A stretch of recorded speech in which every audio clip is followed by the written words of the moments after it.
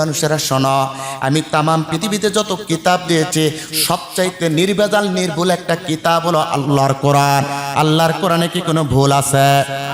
ঋগ্বেদ বলেন, সামবেদ বলেন, যজুর্বেদ বলেন, অথর্ববেদ বলেন, ওল্ড টেস্টামেন্ট বলেন, নিউ টেস্টামেন্ট বলেন, মহাভারত বলেন, বাইবেল বলেন, গীতা বলেন, এমন কোন কিতাব নয় যে কিতাবের ভিতরে ভুল নাই।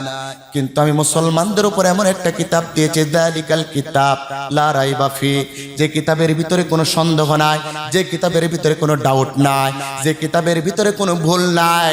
আমি আল্লাহ যে নির্ভুল একটা কিতাব তোমাদের কাছে দিয়েছি, তামাম পৃথিবীবাসীকে তোমরা জানায় দাও আল্লাহর কোরআনের ভিতরে কোনো ভুল নাই। নির্ভুল কিতাবের কথা জানিয়ে দেওয়ার জন্য আল্লাহর কোরআন থেকে তাবলীগ করা লাগবে, ফতোয়া কা। এক নাম্বার, নির্ভুল কিতাবের বার্তা তামাম পৃথিবীতে দেওয়া লাগবে, আর বলা লাগবে আল্লাহর কোরআন নির্ভুল, চ্যালেঞ্জ দিয়ে দেওয়া লাগবে।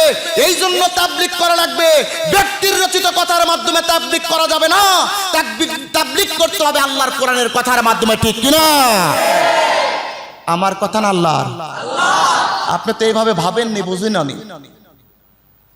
এক নম্বর হলো নির্ভুল কিতাবের বার্তা ছড়িয়ে দেওয়া লাগবে, যাতে মানুষগুলো আল্লাহর কোরআনের ভিতরে দলে দলে চলে আসে। আল্লাহর কোরআনের পক্ষে যদি মানুষগুলো শক্তিশালী হয়, এই সমাজের ভিতরে কি অন্যায় থাকবে? আর যদি আল্লাহর কোরআন ব্যতি রেখে অন্য কোনো কথা প্রচার করেন, বাড়বে না কমবে? হ্যাঁ আমার বাইরে, এই জন্য নির্ভুল কিতাবের বার্তা ছড়িয়ে দেওয়া লাগবে। আর যদি কোনো মানুষ তামাম পৃথিবীতে বলে আল্লাহর কোরআনের ভিতরে ভুল আছে, আল্লাহ পাক বলেন এই কথা বললে তাকে ধরে ফেলে তাদেরকে জানায় দাও, কুল্লা ইন জিতামাতিল ইনসু ওয়াল জিন্নু আলা আইয়াতু বিমিসলি হাদাল কুরআন লা ইয়াতুনা বিমিসলিহি ওয়ালাউ কানা বা'দুহুম লিবা'দিন যাহিরা। ওরা যদি বলে আল্লাহর কোরআনের নির্ভুল বার্তা নয়, ভুল আছে, তাহলে ওই মানুষদেরকে ডাক দাও, সংশয়বাদী, নৈরাজ্যবাদী, কাফেরদেরকে আপনি একত্রিত করুন, এর সাথে জিনদেরকে নেন। আমি চিন্তা করলাম, আয়াতটা নিলাম, আল্লাহ পাক মানুষকেও চ্যালেঞ্জ করে, জিনকেও চ্যালেঞ্জ করে। কারণ কি? আল্লাহ তো বলতে পারতেন শুধু মানুষেরা চ্যালেঞ্জ গ্রহণ করুন, অথবা বলতে পারতেন জিনেরা চ্যালেঞ্জ গ্রহণ করুন। প্রশ্ন আছে না নাই?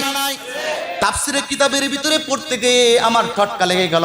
তাফসিরে কোরআনুল আযীম করলাম, তাফসিরে বাইজাবি, আমার বাবার হাতে শিক্ষা, তাফসিরে বাইজাবি আল্লামা নাসিরউদ্দিন বাইজাবির লেখা কিতাবটা খুললাম, ইবনু কাসির খুলে দেখলাম, এবং আমাদের সবচাইতে হানাফি মাযহাবের অন্যতম ইমামে আযম আবু হানিফা যেটাকে অনুসরণ করতেন, তাফসিরে জালালাইন আল্লামা জালালউদ্দিন সুয়ুতী আশ-শাফির লেখা কিতাবটা, এবং তাফসিরে তাবারি, এই 5টি কিতাব আমি একত্রিত করে মোতালা করতে শুরু করলাম। মোতালা শুরু করে দেখলাম আল্লাহ পাক দুইটাকে কেন নিলেন। চিন্তা গবেষণা শুরু করলাম, গবেষণা করে দেখলাম মানুষের জ্ঞান শক্তি বেশি আর জিনের হচ্ছে শারীরিক শক্তি বেশি, ঠিক কিনা? মানুষের মেধা শক্তি বেশি, জিনের শারীরিক শক্তি বেশি। আল্লাহ পাক যদি মানুষকে শুধুমাত্র অ্যাড্রেস করত, তাহলে মানুষ বলতো যে, জিনেরা বলতো মানুষের মেধা শক্তি আছে, শারীরিক শক্তি নাই, এই জন্য মানুষেরা কোরআন রচনা করতে পারে নাই। আবার যদি জিনকে বলতো, মানুষ প্রশ্ন তুলতো, সংশয়বাদী, নৈরাজ্যবাদী, কাফেরদের দোসল যারা দালাল আছে, এরা প্রশ্ন তুলতো জিনের শক্তি বেশি, মেধা নাই, মানুষদেরকে চ্যালেঞ্জ করলে আমরা রচনা করে দিতাম, ঠিক কিনা? আল্লাহ পাক বললেন, শোনো শোনো শোনো, মানুষের মেধা শক্তি কাজে লাগাও আর জিন তোমাদের শারীরিক শক্তি কাজে লাগাও। দুইটা শক্তি একত্রিত করে কিয়ামত পর্যন্ত তোমরা গবেষণা চালাও, কিয়ামত পর্যন্ত তোমরা ঐক্যবদ্ধ হয়ে একটা এজেন্ডা বাস্তবায়ন করার জন্য প্রচেষ্টা চালাও। সেটাই সেই এজেন্ডা হলো আল্লাহর কোরআনের মতো একটা কিতাব রচনা করে নিয়ে আসবা। আমি আল্লাহ তোমাদেরকে ওয়াদাবদ্ধ হলাম, আমি আল্লাহ তোমাদেরকে প্রতিশ্রুতি দিচ্ছি, শোনো, কিয়ামত পর্যন্ত সময় পাওয়ার পর মানুষ আর জিন একত্রিত হয়ে দুইটা মেধা শক্তি, শারীরিক শক্তি আর মেধা শক্তি একত্রিত করে কিয়ামত পর্যন্ত সময় পাওয়ার পর আল্লাহর কোরআনের মতো একটা কোরআন তোমরা রচনা করে নিয়ে আসতে পারবে না ফতোয়াগা? পেরেছে? পারবে? আল্লাহু আকবার। তাহলে এই কোরআনটা নির্ভুল, কোনো সন্দেহ আছে? আল্লাহ রাব্বুল আলামিন বলছেন নির্ভুল কিতাবের দাওয়াত দিবে তাবলীগের মাধ্যমে। 2 নাম্বার হলো, 2 নাম্বার হুদাল্লিল মুত্তাকিন,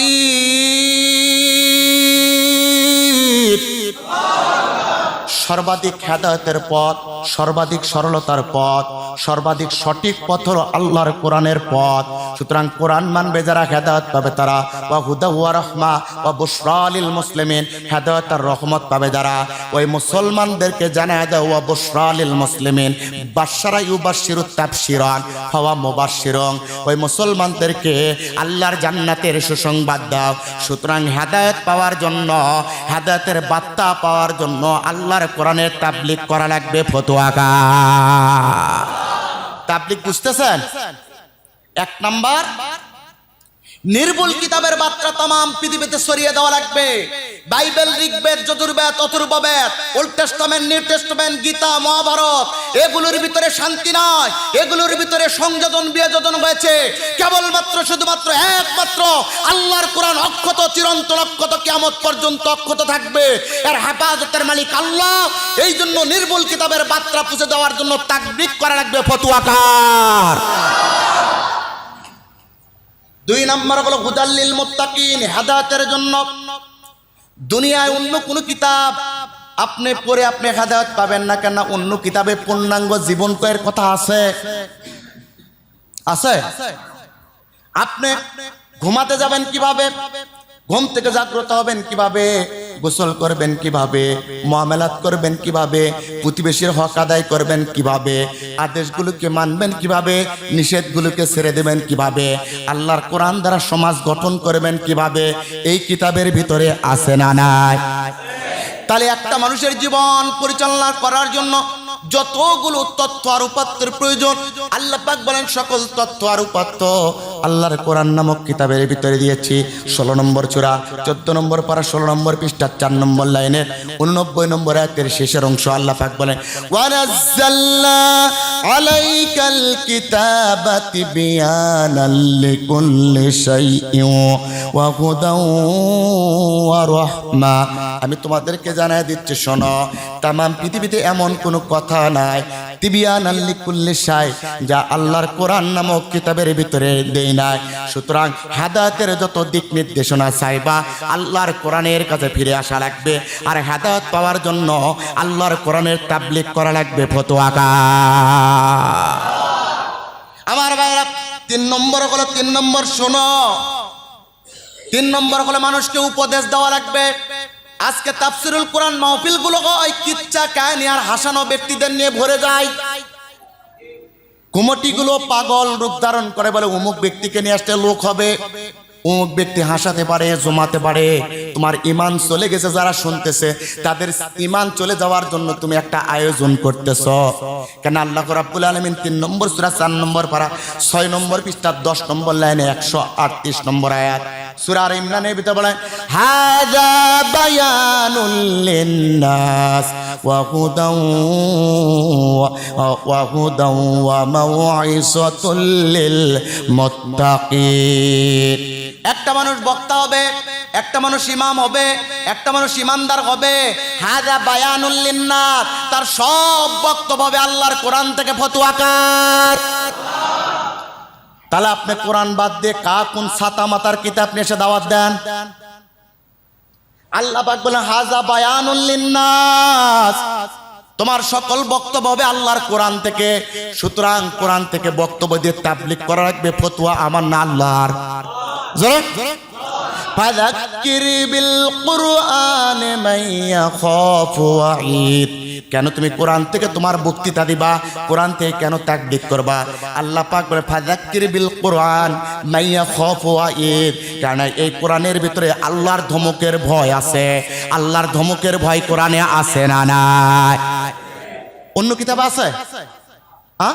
তাহলে যে কোরআনে আল্লাহর যে কিতাবের ভিতরে আল্লাহর ধমকের ভয় আছে ওই কিতাবের তাবলীগ করা লাগবে ফতোয়াকার। এরপরে আল্লাহ রাব্বুল আলামিন বলছে গোলাম শোনো, চতুর্থ নম্বর হলো এই কোরআনটাকে সংবিধান মানা লাগবে। কি সংবিধান মানা লাগবে? 43 নম্বর সূরা 25 নম্বর পারা 11 নম্বর পৃষ্ঠার 8 নম্বর লাইনে 44 নম্বর আয়াতের ভিতরে আছে। সব তথ্য উঠে দেওয়ার পরে যদি আপনার বিবেক না খোলে মনে করবেন ওই বিবেকের উপরে শয়তান বসে আছে। ওয়া ইন্নাহু লাযিকরুল লাকা ওয়া লিকওমিকা ওয়া সাওফা তুসআলুন।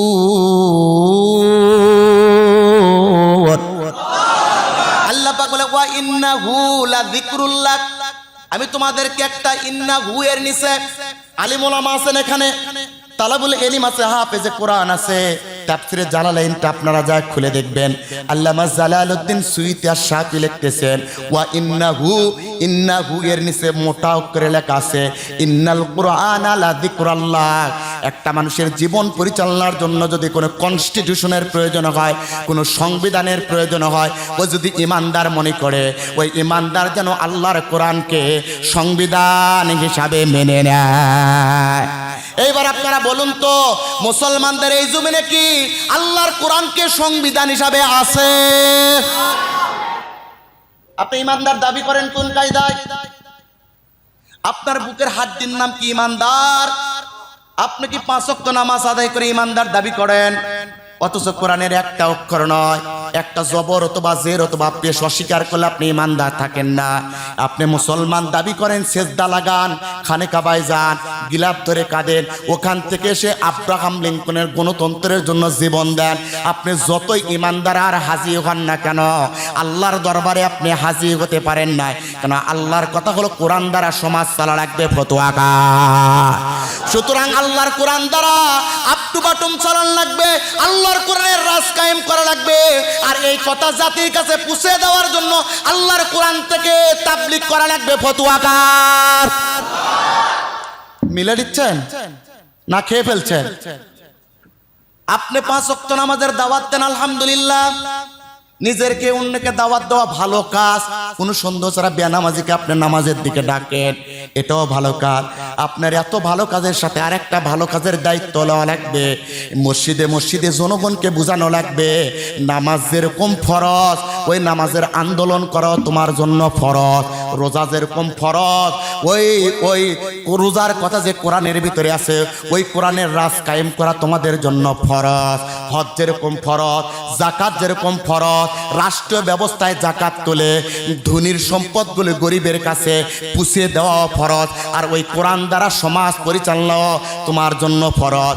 যদি এই কথাও জাতির কাছে পুষাইতে পারো তাহলে তোমার তাবলীগ হবে আল্লাহর কোরআনের তাবলীগ, ঠিক কিনা?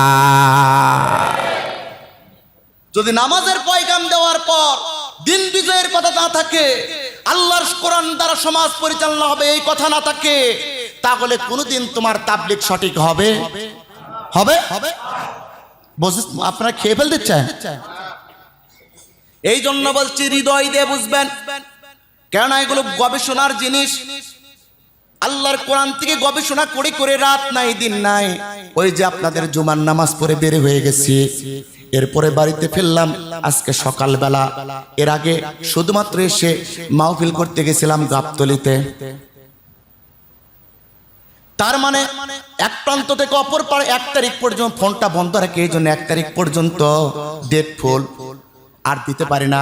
আমি এই কথাগুলো মানুষের সামনে যখন বলে ওই মানুষগুলো কলিজায় হাত দিয়ে ভাবনা করে, কেননা আমি আশরাফ বিন মোবারক আলী সিদ্দিকী আমার ব্যক্তিগত কোনো কথা বলি না।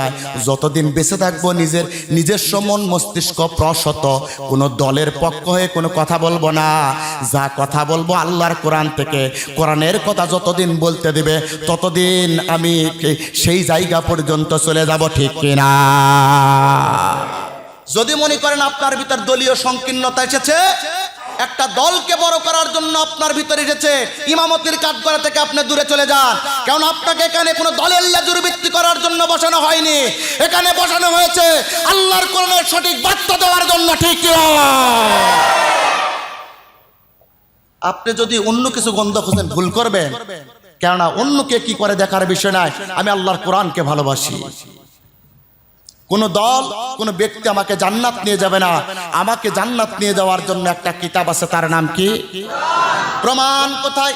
রাসূল বলছেন আল মাহিরু বিল কুরআন মা'আস সাফরাতিল কুরআন। অন্য জায়গায় আবার বলছেন মান জাআলাল কুরআনা আমামাহু কাদাহু ইলাল জান্নাহ।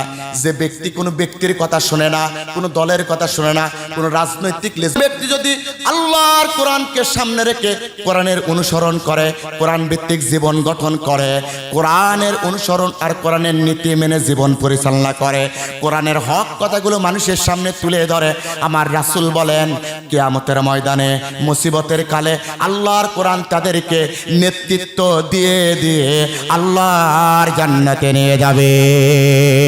এই জন্য টেকনাফ থেকে তিতুলিয়া, রূপসা থেকে পাথরিয়া, সুন্দরবন থেকে বান্দরবন পর্যন্ত কোনটাকে মেঘাচ্ছন্ন পরিবেশ বাদ দিয়ে আল্লাহর কোরআনের হক কথা আমি পুষিয়ে দিয়েছি আল্লাহর নির্দেশ ক্রমে, ঠিক কিনা? এই জন্য ভুল ভাবার কোনো কিছু নাই। এইবার ৫ম নম্বর, আপনাকে তাবলীগ করা লাগবে বরকত নেওয়ার জন্য। দুনিয়ার বাবার কাছে যান বরকত নিতে, দুনিয়ার হুজুরের কাছে যান বরকত নিতে, দুনিয়ার ধর্মীয় বাবার কাছে যান আপনি বরকত নিতে, দুনিয়ার লিডারের কাছে বরকত নিতে যান। আল্লাহ পাক বলে এই পচা ব্যক্তিদের কাছে বরকত নেওয়ার দরকার নাই। বরকত যদি নিতে চাও আল্লাহর কোরআনের কাছে আসা লাগবে। কার কাছে? প্রমাণ কোথায়?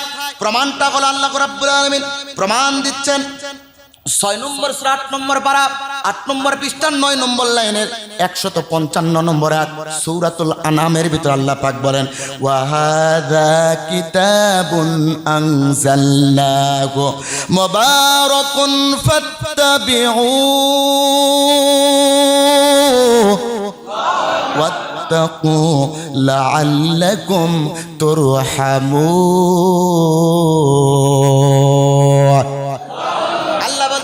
শোনো শোনো, ওয়াহাদা কিতাবুন আনজালনাহু মুবারাকুন।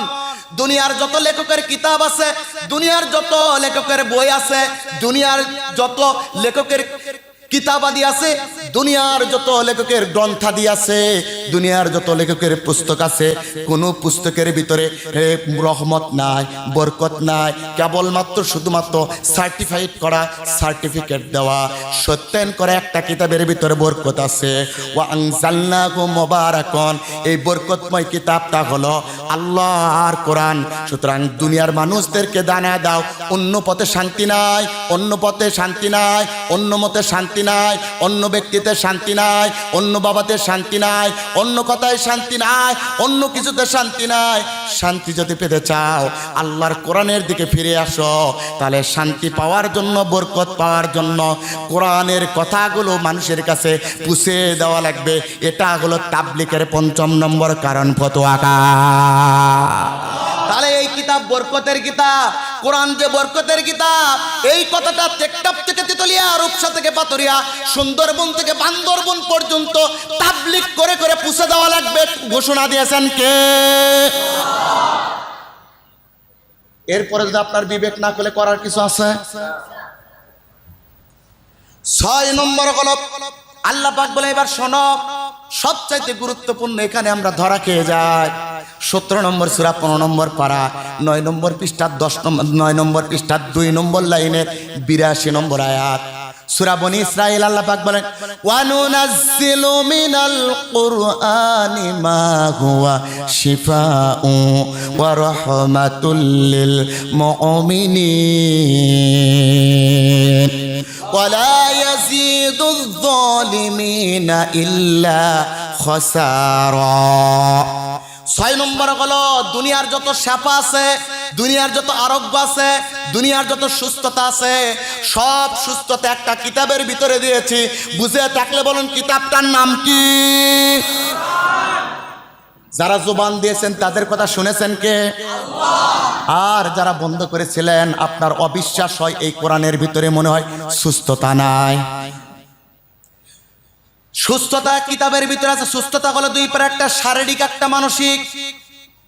শারীরিক সুস্থতা পাওয়ার জন্য ডাক্তারের কাছে যেতে হয়, আর মানসিক সুস্থতা পাওয়ার জন্য আল্লাহর কোরআনের তেলাওয়াতের কাছে আসতে হয়, ঠিক কিনা? আপনি যদি মনে করেন কোরআন থেকে সুস্থতা পেতে চায়, আল্লাহ পাক বলেন তাহলে তাবলীগ যদি করতে চাও, কোরআনের সুস্থতা যদি পেতে চাও, কোরআনের কাছে ফিরে লাগবে। কার কাছে? কোরআনের কাছে ফিরা লাগবে। কি ফিরবেন কোন কায়দায়? একটা কাগজের ভিতরে লেখা আছে, কাগজের ভিতরে লেখা আছে পানি, আর একটা কাগজের ভিতরে লেখা আছে আগুন। এই যে কাগজের ভিতরে পানি লিখেছি বলে কাগজটা ডুবে গেছে, কাগজের ভিতরে আগুন লিখেছি বলে পুড়ে গেছে, যায় নাই? লেখা তো আছে। তার মানে একটা কাগজের উপরে, একটা সাদা কাগজের উপরে আগুন লিখলে জ্বলে না, সাদা কাগজের উপরে পানি লিখলে জ্বলে না, বরং ওই লেখা অনুযায়ী বাস্তবায়ন করা লাগে। ঠিক কিনা? আল্লাহর কোরআন বললো এই কোরআনটাকে মানলে, কোরআনটাকে চললে, কোরআনের অনুসরণ করলে তোমাদের জন্য শান্তি, এটা পড়ে আসবে না, বরং চাই কোরআন আদালত পর্যন্ত নিয়ে যাওয়া লাগবে। তাহলে এই জন্য শান্তি দিবেন তিনি কে? কাগজে লিখলে যেরকম আগুন লাগে না, পানিতে কাগজে যেরকম পানি লিখলে ডুবে না, কোরআনে আয়াতগুলো আছে সুস্থতার জন্য। শুধু লিখলেই হবে না, মনের সুস্থতা পড়ার মাধ্যমে হয়, আর সমাজের সুস্থতা হয় এই কোরআনের আইনগুলো বাস্তবায়নের মাধ্যমে। বোঝেন না আপনারা? খেয়ে ফেলছেন কথা। এই কথার ওজন তো আপনি বোঝেন না, আবার বলতেছি শোনেন, আমার কথাগুলো মনোযোগ দিবেন আপনারা। এই কোরআনে কাগজে লিখলে ডুবে না, পানি লিখলে ডুবে না, আগুন লিখলে পুড়ে না, এটার বাস্তবায়ন ঘটানো লাগে। ঠিক কিনা? আপনি সুস্থতা নেবেন, কোরআন থেকে সুস্থতা নেওয়ার জন্য শারীরিক সুস্থতা হবে, কোরআন পড়ার মাধ্যমে অশান্তি দূর করে তিনি দিবেন তিনি কে? আর একটা সুস্থতা হলো সমাজের সুস্থতা। নোংরামিতে ভরে গেছে এই সমাজে, বিভিন্ন কায়দায় জীবন চলতেছে, মদে ভরে গেছে, সুদে টাকা দিচ্ছে, ঘুষে টাকা দিচ্ছে, অন্যের জমি দখল করতেছে, এগুলো অশান্তি কিনা? এই অশান্তিগুলো দূর করতে হলে কেবলমাত্র শুধুমাত্র পৃষ্ঠার কাগজের কথাগুলো সুপ্রিম কোর্ট পর্যন্ত নিয়ে যাওয়া লাগবে, আর এই কথাগুলো সংসদে আইন করা লাগবে। তাহলে সমাজের অসুস্থতা দূর হবে, আর পড়ার মাধ্যমে কলিজার অশান্তি যিনি দূর করে দিবেন তিনি কে?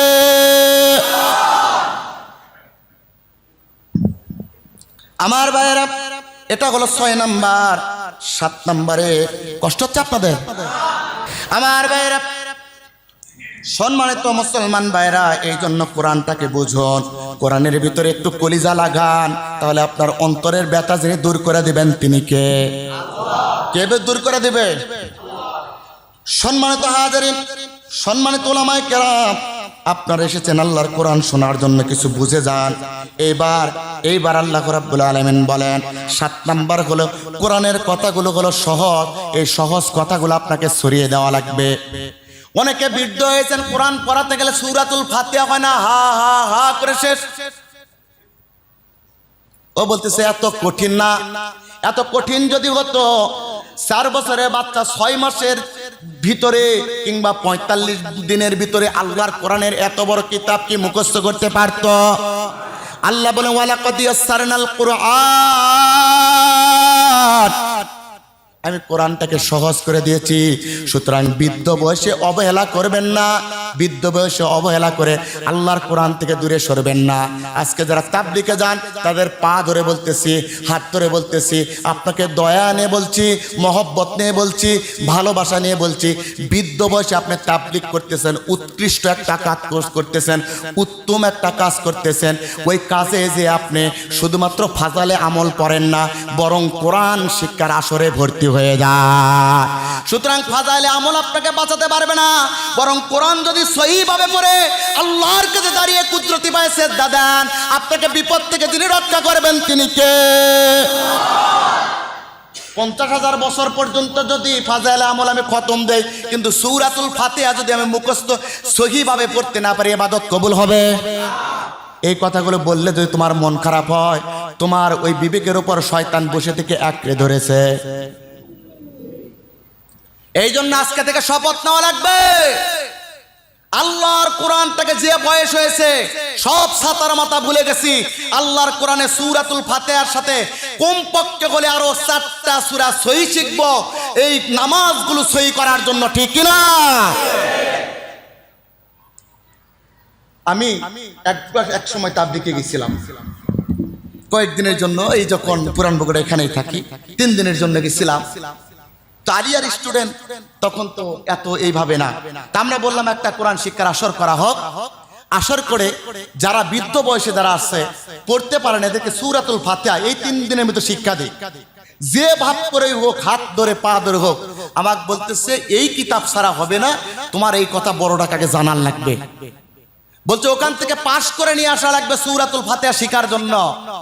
আল্লাহর কোরআনের কথা শিখাবো, কোন ব্যক্তির কাছ থেকে পাশ করে আনা লাগবে? হ্যাঁ। সুতরাং আমরা এখনো বলছি সংশোধন হন, ভালো জিনিস। তাবলীগ যারা করে সবচাইতে ভালো জিনিস করে, বেনামাজিকে নামাজি বানায়, যার সুন্নাত নাই সুন্নাতওয়ালা বানায়। যে ব্যক্তি নিজের খেয়ে অন্যকে দাওয়াত দেয়, এটা তো ভালো কাজ, কিন্তু এই ভালো কাজের সাথে আরো কিছু শামিল করেন, তাহলে জান্নাত দিবেন কে? কেন ভালোর তো শেষ নাই। গরুর মাংস দিয়ে আমি খাবার খেয়েছি কিংবা মাছ দিয়ে খেয়েছি, এবার একটু পর পাচ্ছি দুধ, তাহলে কে না চায় একটু 1 পেয়ালা দুধ খায়? আপনি তো ভালো কাজ করতেছেন, তার সাথে দিন বিজয়ের আন্দোলনে একটু শরীক হয়ে এই কথাগুলো একটু যোগ করেন, তাহলে আপনার আরো ভালোর ভালো হবে, ঠিক কিনা?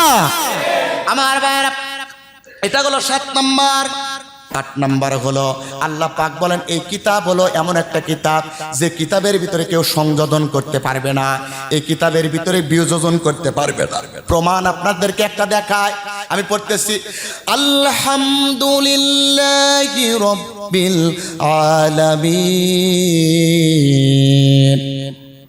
মালিকি ইয়াউমিদ্দিন। ঠিক আছে না? হ্যাঁ, কি আছে বলেন না কেন? আয়াত একটা ছেড়ে ফেলে দিয়েছি, একটা লাইন ছেড়ে ফেলে দিয়েছি। আল্লাহ রাব্বুল আলামিন বললেন এমন একটা কিতাব দিয়েছি জাতিকে জানাও। ঋগ্বেদের ভিতর থেকে কিছু অংশ বাদ দিলে ধরতে পারবে না, সামবেদের ভিতর থেকে কিছু অংশ বাদ দিলে ধরতে পারবে না, বাইবেলের ভিতর থেকে বাদ দিলে ধরতে পারবে না, গীতার ভিতর থেকে বাদ দিলে ধরতে পারবে না, New Testament, Old Testament, Mahabharata, এগুলোর ভিতর থেকে যদি তুমি বাদ দাও ধরতে পারবে না। কিন্তু আমি এমন একটা কিতাব দিয়েছি, ইন্না নাহনু নাযালনা যিকরা ওয়া ইন্না লাহু লাহাফিজুন। এমন একটা কিতাব দিয়েছি, যদি ভুল করে কিংবা বাদ দিতে চায় আমি ধরে দিব। কেননা এই কিতাবের হেফাজত কার হাতে? আসতে বলবেন না, জবান দেওয়া লাগবে কার হাতে? সে আল্লাহ বলছে গোলাম শোনো, আমার যেহেতু আমি এই কিতাবটা দিয়েছি তোমাকে বুকে ধরে রাখার জন্য, হেফাজত করার জন্য, এমন মর্যাদাশীল কোরআনের কথা মানুষদেরকে জানা দাও, মানুষ যাতে ওই কিতাবগুলো ছেড়ে দিয়ে আল্লাহর কোরআনের দিকে আসে, এই জন্যই তাবলীগ করা লাগবে। ফতোয়াকার 9 number last border, this is the final decision. আল্লাহ বলবেন কাইফা হুদুদিল্লাহ, এটাই হলো আল্লাহর শেষ সীমানা। 9 নাম্বার সীমানা হলো শুনুন, 9 নাম্বার সীমানা হলো এই কোরআনটা পড়লেও সওয়াব, দেখলেও সওয়াব, ধরলেও সওয়াব। আল্লাহু আকবার। পড়লেও সওয়াব, শুনলেও সওয়াব। ফতোয়াকার রাসূল বলছেন, হাদিসটা বলেছিলাম, মান করা হরফাম মিন কিতাবিল্লাহি ফালাহু হাসানাতু ওয়াল হাসানাতু বিআশরি আমসালিহা। রাসূল বলে দিয়েছেন, মুত্তাফাকুন আলাইহির হাদিস, মিশকাত, ইমাম মিশকাত নোট করেছেন, যে ব্যক্তি এই কোরআনটাকে পড়বে আর যে ব্যক্তি শুনবে, ওই শোননেওয়ালা আর বলনেওয়ালা ব্যক্তির প্রত্যেকের আমলনামায় 1টি করে অক্ষরের বিনিময়ে 10টি সওয়াব যিনি দিবেন তিনি কে? দুনিয়ার কোন কিতাব আছে যেটা পড়লে সওয়াব কিংবা শুনলে সওয়াব? যেগুলো রহিত হয়ে গেছে ওগুলোতে বিভিন্ন লেখকের কিতাব পড়লে সওয়াব নাই, শুনলে সওয়াব নাই, কিন্তু কোরআন এমন একটা কিতাব, পড়লে সওয়াব, শুনলে সওয়াব, বুঝলে সওয়াব, না বুঝলে সওয়াব যিনি দিবেন তিনি কে?